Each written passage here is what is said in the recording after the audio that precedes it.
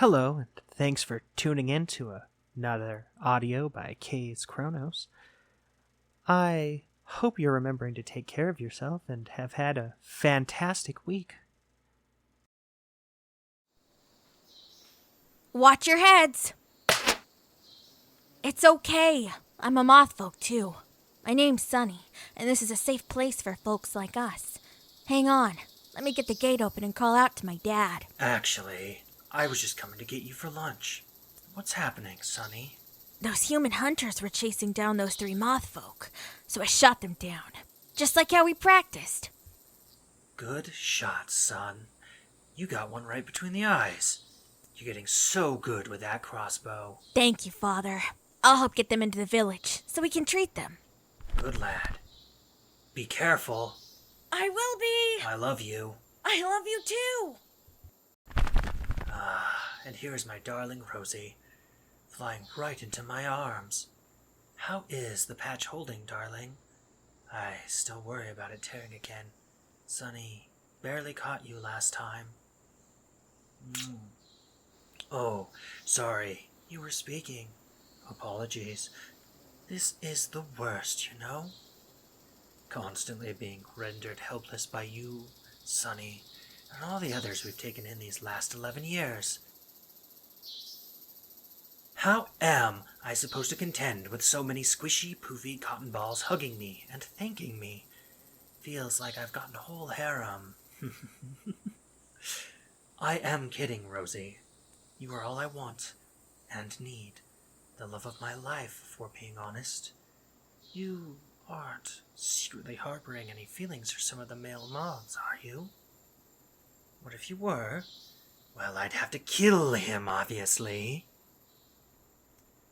You're scolding me for joking, but your eyes lit up for a moment. I think you just like the idea of me being jealous. Enough to fight for you. But who am I to shame you for your cute little desires? I promise, as your husband, I will be more than happy to turn into a psychopath on your behalf, should the opportunity arise. The commotion earlier. Yes, more hunters were trying to chase down some Luna moths, but Sonny managed to shoot them down before I ever even got to the gate.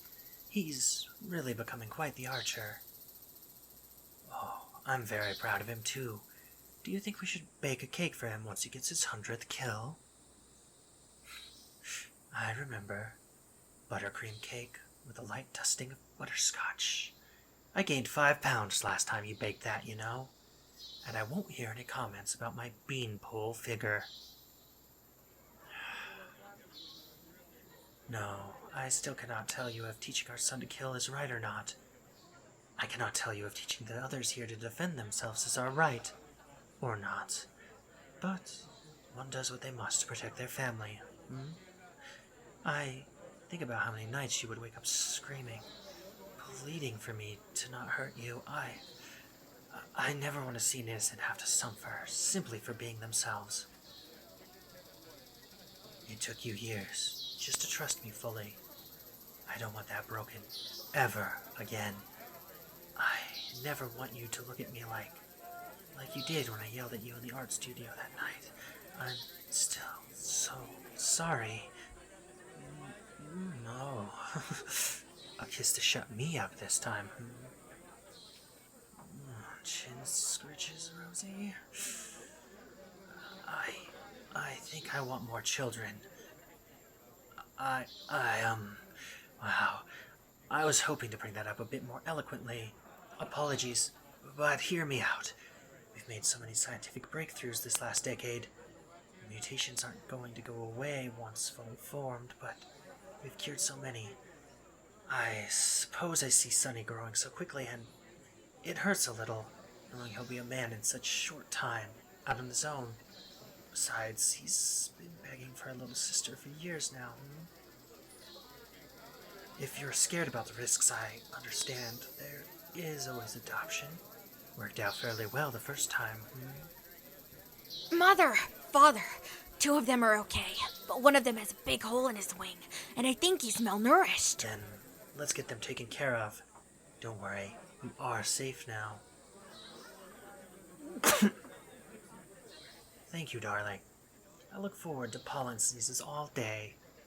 I do not know if it is any comfort, but I am Ashton, and I promise I'm not as scary as I look. Two little someones won't let me be. They love each other. They love each other. Sunford! Sorry, Dad. We have medics available in that building that will take a look at you and get you some fluids. You can rest. I don't expect you to be comfortable initially, but you are more than welcome to stay here as long as you please.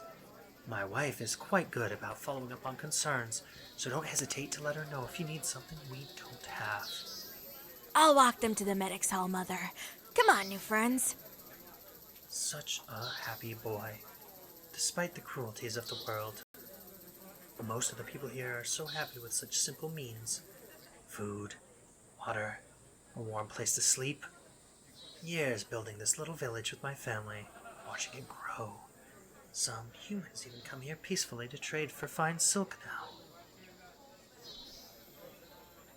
I am so proud of us as well, Rosie.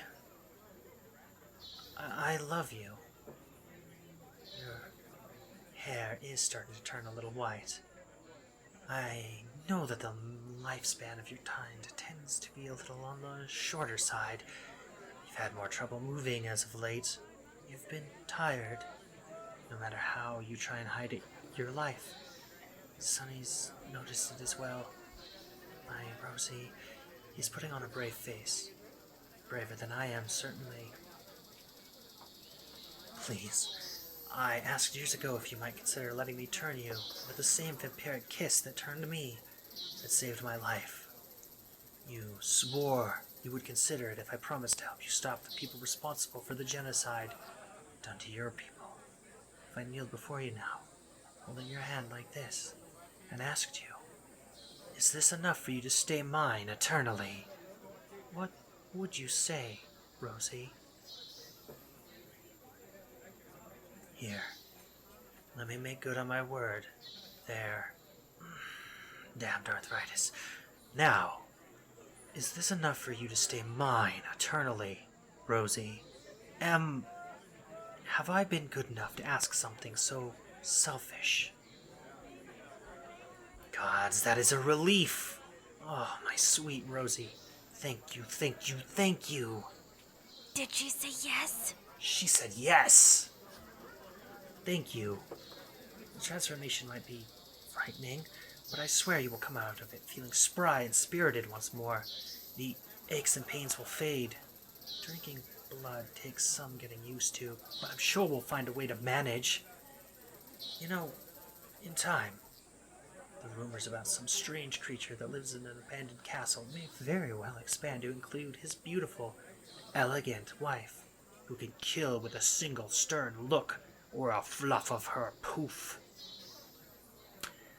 Oh, I look forward to it as well, my darling little cotton ball. Who knows, in times perhaps, we'll be considered legends that raised hundreds of orphaned children, reclaimed the forest for our various tribes, and taught the humans that they couldn't trifle with us any longer. You imagine. I know, I have quite the imagination. I don't care about legends. I don't care about war. I care about my family, and I feel like that is enough. Tonight, I will make you mine in more ways than I ever have before, Rosie. Then we'll have an eternity to annoy one another. I love you too. Whatever happens, however the world around us may change, I will always love you, my Rosie. Legends would crop up over the years of a vampire couple that protected the insectoids of the forest. Little by little, the forest would be reclaimed and protected as the decades passed. While it wasn't as dangerous to walk in the woods, all humans and monsters learned quite quickly that both predator and prey knew how to defend themselves against them now. The mutations from the genocide would slowly filter out as the generations passed. Ashton and Sonny were always at the ready to assist in any way they could. You, on the other hand, became something of a diplomat, helping join the various tribes together. Sonny would eventually decide to be turned as well. He liked his life.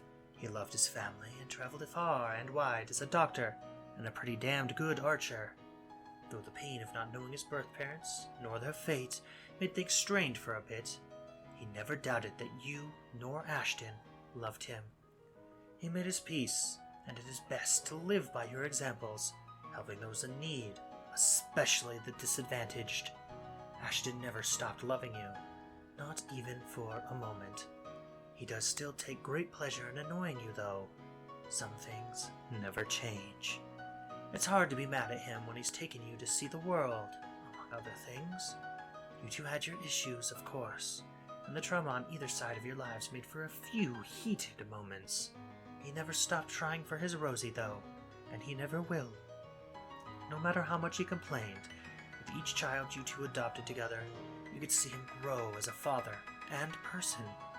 It was hard, but you both knew that you were needed and had more love to give. Who knows? Maybe you two even had a biological child or two. History was never very clear, of course. It hardly knew anything about the two oddballs people loved to speculate on. Life moved on, and for once, you felt able to move on with it. Your wing healed after you returned. Ashton cried, but you weren't meant to tell anyone that. He won't admit it, but he does love it when you take him out to fly with you now.